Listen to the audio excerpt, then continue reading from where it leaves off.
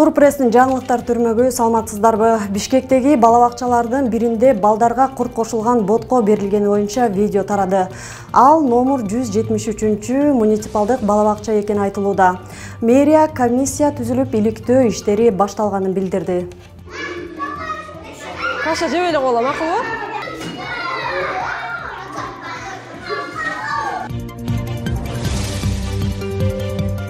Кечээ соц тармактарда зээнди кейиткен сүрөт тарады. Анда эртең менен автобуста элдин көбү, бул жол менен 5-6 класстын окуучулары бат албай автобустун тепкичинде турганы. Кийинкисин күтөлү десе окуудан кечигет. Тыгылса дагы эптеп батып мектепке өз убагында жетүү керек. Ал батып автобуска түшкөн күндө дагы эмнени кармайт. Анткени биздин коомдук транспорттун көпчүлүгүнүн айдоочулары унаага элде эмес буюм салып алгандай айдайт. Тыгылып бара жаткан окуучулар каяктан дем алып мектепке кантип жетет деген ой келет. Себеп кичинекей эмес, чоң адамдар кишинин көптүгүнөн дем алуу оорго турат. Мындай маселе ар бир экинчи окуучуда болот. Эртеден бери маршруткага батпай балдарынын окуудан кечиккени боюнча ата-энелер да жазып жатат. Бул маселени чечкенге болобу? Бул боюнча кимге кайрыларды билбейсиң. Себеби мэрия автобусту өтө көп алып алганбы, айтор өздөрүнүн да башы айланып калгандай. Дегенибиз 31 августтан баштап кээ бир маршруткалардын ордуна автобустар чыккан. Маршруткалар ал линиядан алынды деп айтылган эле. Бирок алар дагы деле кадимкидей эл ташып иштеп жүргөнүн көргөндөр интернетке чыгарды. Бул суроо боюнча кечээ күнү мэрияга кайрылсак, азырынча маршруткаларды линиядан ала элекпиз. Акырындап алабыз деди. Бүгүн болсо мекеме ал маршруткаларды суранып кайра жумушка чыгардык деп маалымат таратты. Бул жагы кандай болуп калды? Коомдук транспорттун көптүгүнүн башы айланган мэрия кайсынысы иштеп, кайсы бири линияда жүргөнүн өздөрү да билбейт. Министрлер кабинетинде бир катар кадрдык өзгөрүүлөр болду. Анын арасында билим берүү министри Каныбек Иманалиевдин кызматтан кетиши жана Алымкадыр Бейшеналиевдин кайрадан саламаттык сактоо министри болуп дайындалышы көпчүлүктү таң калтырды. Каныбек Иманалиев жөнүндө айтсак, ал тапшырылган эмгек милдеттерин тийиштүү деңгээлде аткарылбагандыгы үчүн кызматтан кетти. Мындай жүйөнү эки ача талдагандар болуп жатат. Бири чын эле Каныбек Иманалиев билим берүү тармагындагы чогулуп калган көйгөйлөрдү чече албады десе, кээ бирөөлөрү Иманалиевди кол жоолукка айланды деп жатышат. Анткени ал кезинде президенттикке негизги талапкер болгон Садыр Жапаровдун дарегине бир катар катуу сындарды айткан. Буга жооп катары Жапаров Иманалиевди кызматка дайындап бир шак кылса, эми мына минтип кызматтан алып мат кылды деп жатышат. Ал эми Алымкадыр Бейшеналиев болсо саламаттык сактоо министри болуп турганда саясий үзөңгүлөшү президент Садыр Жапаровго ишенип бир катар реформаларды жасайм деп талпынган. Бирок анын мындай аракети айрым күч органдарынын башчыларына жакпай калганбы, айтор чоң террористти кармагандай шоу кылып кармаган жайы бар. Ага бир канча кылмыш иши козголуп, кайра өндүрүштө токтотулган. Кызматтан да кеткен. Мындайга моюн сунгусу келбеген Бейшеналиев кайра эле чоң кызматка барарын айтып жүргөн. Президент Жапаров деле ыңгайлуу учурду күтүп жүргөнбү, айтор саясий үзөңгүлөшүн ара жолдо калтырган жок. Ал эми буга чейин саламаттык сактоо министри Гүлнара Батырова кызматынан кетип, социалдык камсыздоо жана миграция министри болуп дайындалды. Орун алмашуудан сумма өзгөрбөйт дегенде медицина тармагын эптей албай келип, бул жакты кантер экен деп күмөн санагандар көп. Мындан улам кадрлардын бат-бат алмашып жатышына эмне себеп болуп жатат деген ой келет. Балким чын эле Кыргызстанда кадрдык таңсыздык бардыр, же баягы эле кол ийнине тартып кетип жатабы. А мүмкүн бийлик башына нааразычылыктар айтыла баштаганда адаттагыдай бир силкинип койгондур. Бийлик тарабынан шаардагы мыйзамсыз курулуштарды сүрдүрүлүп иретке келтирүү иштери кызуу жүрүп жатканда, тагдырдын кызыгыбы кандайдыр бир себептер менен мындай тазалоолор кыйга өтүп бүтүн калган курулуштар бар. Мында маселе Свердлов районунун Муса Жалел көчөсүндөгү Үмөтов Рафаэль Малдыбековичке тиешелүү 5 кабаттуу имарат жөнүндө болууда. Аталган мыйзамсыз имараттын сүрдүрүлүшү боюнча Свердлов райондук сотунун чечими 2018-жылы эле чыккан. Бул чечимди ошол эле жылы Бишкек шаардык соту күчүндө калтырган. Жогорку соттагы имараттын сүрдүрүлүшү боюнча ишти карап алгачкы чечимди күчүндө калтырган. Ал Тургай Бишкек шаардык мэриясынын протоколунун негизинде тиешелүү кызматтар тарабынан электр жана суу берүү токтотулса дагы кийин ыгын таап кошуп алып, имараттагы көңүл ачуучу соода комплекси бүгүнкү күнгө чейин иштеп келет.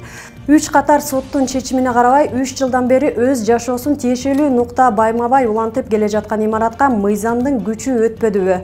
Же Бишкек шаардык мэриясынын курулуш жана жерди иштетүү башкармалыгы өз милдетин аткарбай мыйзамсыз курулуштарды дагы ээсинин капчыгына жараша ак-көк деп бөлүп жатабы айтор түшүнүксүз. Уурусу күчтүү болсо ээсин доого жыгат дегенде, эми имараттын ээси жаңы ачылган жагдай деген болуп, Свердлов райондук сотуна кайрылып жатыптыр. Ал кандай болгон жаңы жагдай экени да белгисиз. Бул иштин чоо жайын иликтеп, кийинки чыгарылышта айтып беребиз. Степанов Валера 2 жылдан бери укук коргоо органдарынын чеңгелине илинип, соттон сотко кайрылып акыйкаттык издеп жүрөт. Уулунун өлүмүнүн изине түшкөн аксакалдын арызы кечээ 7 сентябрда Чүй облустук сотто каралды. Сот отурумуна журналисттер катышканы менен фото, видео тартууга уруксат берилген жок. Кечээки соттук процессте жабырлануучу тарапка сөз берилип, кандуу окуя боюнча адвокаттардын суроолоруна жооп беришти. Степанов Валера баласынын өлүмүнө түздөн-түз Зальцман Александр күнөөлүү экенин айтып, буга соттук экспертизанын жыйынтыгы далил деп жатат. Андан соң айыпкерге сөз берилмекчи болот. Бирок иш убактысы бүтүп калгандыгына байланыштуу кийинки отурум 14 сентябрга белгиленди. Эми окуянын чоо жайын айтып берели. 2021 жылдын 27 октябрында Бишкек Нарын Торгарт унаа жолунда жол кырсыгы катталат. Кырсыкка кабылган автоунаада 3 адам болгон. Жабырлануучулардын айтымында рулда отурган Зальцман Александр аман калып, Степанов Александр менен Шеянова Алена ошол жерде каза болот. Бирок жол кырсыгынан аман калган Зальцман жоопкерчиликтен качып, каза болгон Степанов Александрды рулга отургуза калган дейт.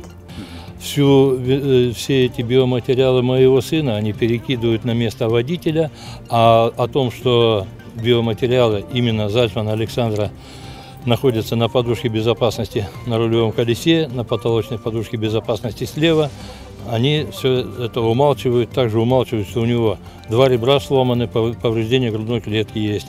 Пытаются выгородить его, увести от ответственности. Ну, в общем, с первых дней пошла фальсификация и у следователя, и у самих Зальцманов. Жоопкерчиликтен качкан Зальцмандын аракетине тергөөчү Султанбаева да активдүү аралашкан деп жатышат. Тергөө иштерин бурмалап бир топ фактыларды жаап жашырган. Судмед экспертизанын жыйынтыгын өзлөрүнө ыңгайлаштырып чыгарткан. Тагыраагы жол кесепетинен каза болгон жарандын жаракаты бурмаланган. Алардын мындай аракети маркумдун сөөгүн эксгумация кылганда айкындалган. Башкача айтканда, экспертизада жаап жашырылган учурлардын баары калкып чыккан. Буга байланыштуу ушул жылдын 4 сентябрь күнү Улуттук коопсуздук мамлекеттик кызматы тарабынан тергөө чыгармалды. Ага карата кылмыш жаза кодексинин 361 беренеси далилдерди бурмалоо жана 337 берене кызмат абалынан кыянаттык менен пайдалануу боюнча кылмыш ишин козгоп камакка алды. Бүгүнкү күндө бир нече соттук медициналык экспертизалар болгон. Биринчи соттук медициналык экспертиза өзүңүз билгендей райондук инстанцияда бурмалап, ар кандай сүйлөшүү жолдору менен туура эмес соттук медициналык экспертизасы корутундусу чыгып, ал корутунду ошол эле биз өтүнүч жазап, жүргүзүлгөн эксгумациянын негизинде жүргүзүлгөн соттук комплекстик комиссиондук экспертизанын корутундусу менен толук далилденди. Мыйзамсыз, туура эмес корутунду берилген. Ошонун жыйынтыгына бүгүнкү күндө судмед экспертта жоопко тартылып, анын үстүнөн дагы соттук териштирүү жүрүп баштады. Мындан тышкары өзүңүздөр билгендей, ошол ишти убагында тергөө амалдарын жүргүзгөн тергөөчү да бүгүн камакка алынып, айыбы угузулуп, тергөө амалдары жүрүп жатат. Уулунан ажырап күйүтү басыла элек Степанов Валера бул иштин аягына чыгам деп жатат. Кандуу окуянын негизги күнөөкөрү делген Зальцман Александр боштондукта жүргөнүн айтып, мыйзам чегинде жазасын алуусу керек дейт. Нурпресс маалымат борбору бул ишти баштан аяк өз көзөмөлүнө алат. Эгер экинчи тарап өз чындыгыбызды айтабыз десе, микрофон сунууга даярбыз. Күндөн күнгө бир чети таң калтырган, бир чети кооптондурган жаңылыктар биринен сала бири чыгып жатат. Мисалы, бүгүн эле апасын сабап ага болушкан аймактык милицияны сабаган зөөкүр кармалды. өзүн жарык дүйнөгө алып келген апасына кол көтөргөн бул зөөкүрлүктүн жеткен чеги болсо керек. Бул кылмыш кече 7 сентябрда катталган. Бишкектин Урицкий көчөсүндө аймактык милиция өзүнө тиешелүү жерди кыдырып жүрүп, аял кишинин кыйкырганын угат. Эмне болгонун билүү үчүн үйгө кирген кезде өзүнүн улунан таяк жеп жаткан апаны көрүп, ага жардам берүүгө аракет кылганда мас абалындагы баласы милиция кызматкерин бир нече жолу уруп жиберген. Ошол эле күнү тагыраагы кече дагы бир үрөйдү учурган окуя катталды. Жалал-Абад шаарында эс алуучу клубдардын биринин алдында 35 жаштагы жаранга 8 жолу бычак сайылган. Ал азыр ооруканада. Окуя боюнча соттук медициналык экспертиза дайындалып, кылмыш иши козголуп, шектүү катары Сузак районунун 2004-жылы туулган жараны кармалды. Эми анын эмне себептен мынчалык мыкачылыкка барган ойлондурат. Балким жумушсуздук күч алып, адамдар боштуктан стресске кабылып жатабы, же баягы эле Ички иштер министрлигинин шалаакылыгынанбы? Айтор акыркы күндөрү мурда биз кинодон көрүп жүргөн кылмыштар азыр биздин айылдардан эле кездешип жатканы кооптондурат. Нурпресстин жаңылыктарын YouTube, Instagram, Telegram, Facebook'tan көрө аласыздар. Нурпресс чындыктын изи менен.